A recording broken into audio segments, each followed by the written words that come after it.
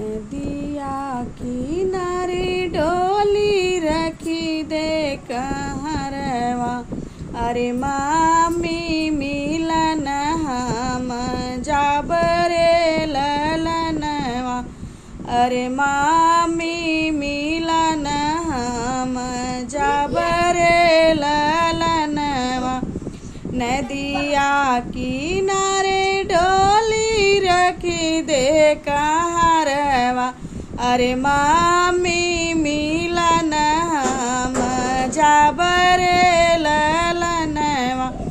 अरे मामी मिलन हम जाबरे ललनवा। मामी रोवत होई हैया चरा भीगत होई है। मामी रोवत होई हैया चरा भीगत होई है। अरे पापा का जियरा कठोर रे ललनवा। अरे पापा का जियरा कठोर रे ललनवा। नदिया किनारे डोली रखी दे कहरवा।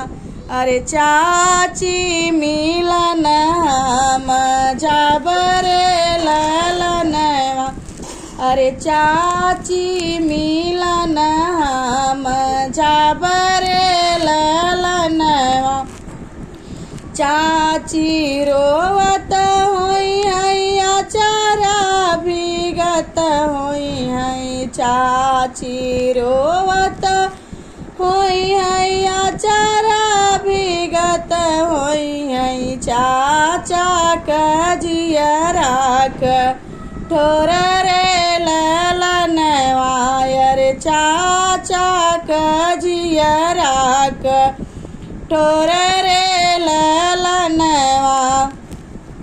नदिया किनारे डोली रखी दे कहरवा।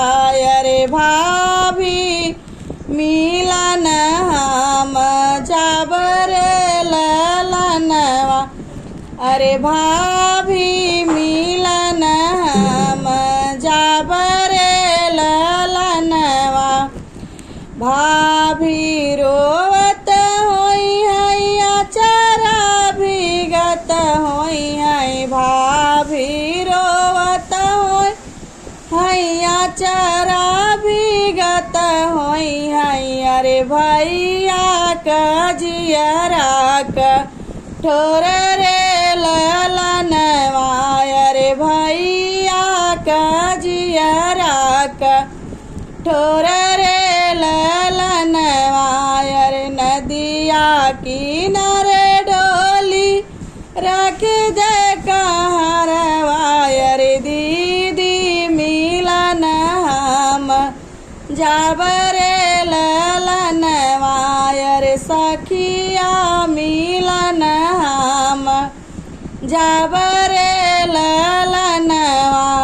दीदी रोवत होई हैया चरा भीगत होई है। सखिया रोवत होई हैया चरा भीगत होई है। जीजा का जियरा कठोर रे ललनवा।